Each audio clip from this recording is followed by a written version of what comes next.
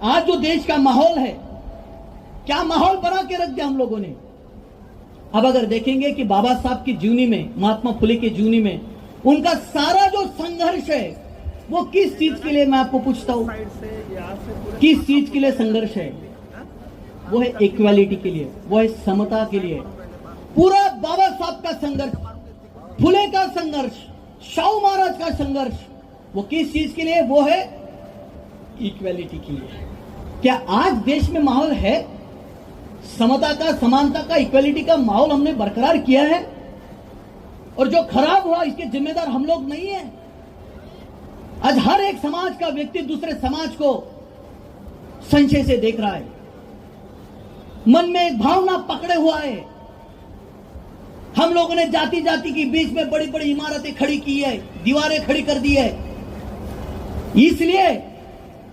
इसलिए बाबा साहब ने क्या कहा था? कॉन्स्टिट्यूशन असेंबली में जब बाबा साहब गए तो बाबा साहब का एक भाषण है, उसमें बाबा साहब क्या कहते हैं? वो ये कहते हैं कि मैं इतने दिन बाहर था तो मुझे लगा कि सदन के अंदर इतने बैरिस्टर है, बड़े बड़े विद्वान लोग हैं, पंडित जी है, नेहरू जी है, सरदार वल्लभ भाई पटेल है, डॉक्टर राजेंद्र प्रसाद है।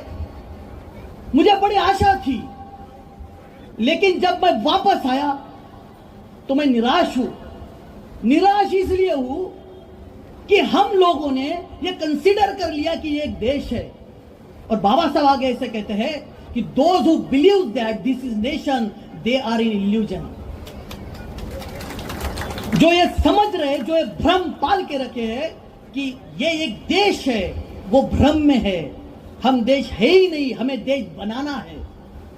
और अगर देश बनाना है, देश खड़ा करना है, तो देश कुछ मूल्यों पर हमें खड़ा करना पडेगा। त्यांनी काही मूल्य सांगितलेली आहे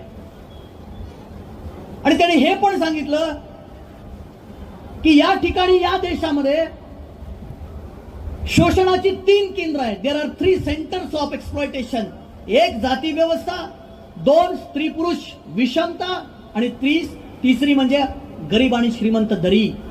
संसाधनांचं समसमान वाटप, महिलांना समानतेचा अधिकार, पोटगी नवऱ्याच्या संपत्तीमध्ये पोटगीचा अधिकार, प्रसूती रजेचा अधिकार, नोकरीचा अधिकार, शिक्षणाचा अधिकार, सगळे बाबासाहेबांनी त्याच्यामध्ये दिले। आणि बाबासाहेब पुढे असं म्हणतात, वो ऐसे कहते हैं बाबा साहब आगे कि अगर ये देश नहीं है, क्योंकि हमारे चैलेंजेस बहुत बड़े थे। 150 साल अंग्रेजों ने राज क्यों किया? राज इसलिए किया क्योंकि हम बटे हुए लोग थे। मराठी लोगों को तमिल नहीं आती थी, तमिल लोगों को बंगाली नहीं आती थी, बंगाली लोगों को गुजराती नहीं आती थी, एक दूसरे की भाषा पता नहीं, एक दूसरे की कल्चर पता नहीं, खान पान अलग, कपड़ा अलग, विचार अलग, संस्कृति अलग, भिन्न भिन्न लोग थे हम लोग। 550 संस्थानों में बटे हुए लोग थे। तो बाबा साहब कहते हैं कि अगर हमें देश खड़ा करना है तो देश हम एक ही चीज पे खड़ा कर सकते हैं, एक ही विचार पे खड़ा कर सकता है। वो विचार क्या है? वो विचार जिन्होंने बुद्ध से लिया, जिन्होंने महात्मा फुले से लिया, शाहू महाराज से लिया, संत कबीर से लिया, छत्रपति शिवाजी महाराज से लिया। वो विचार कौन सा है? वो विचार है स्वातंत्र्य, समता, बंधुता और न्याय का। ये विचारों पे अगर हम देश खड़ा करेंगे तो ही हम आगे जाएंगे, नहीं तो हम आजाद होने के बाद इस देश के टुकड़े हो जाएंगे। जितने स्टेट अभी बने उतने राज्य बन जाएंगे, उतने देश बन जाएंगे। तमिलनाडु अलग देश बन जाएगा, महाराष्ट्र अलग देश बन जाएगा, उत्तर प्रदेश अलग देश बन जाएगा। लेकिन अगर इसको टुकड़े में नहीं बंटने देना है तो देश के अंदर क्या आना जरूरी है? तो स्वतंत्रता के बाद, स्वतंत्र तो हम हो चुके, तो वो है इक्वेलिटी, वो है समानता, और वो हमको लानी चाहिए। और वो कहां से आएगी? वो अंदर से आना चाहिए, दिखाने से नहीं होगा।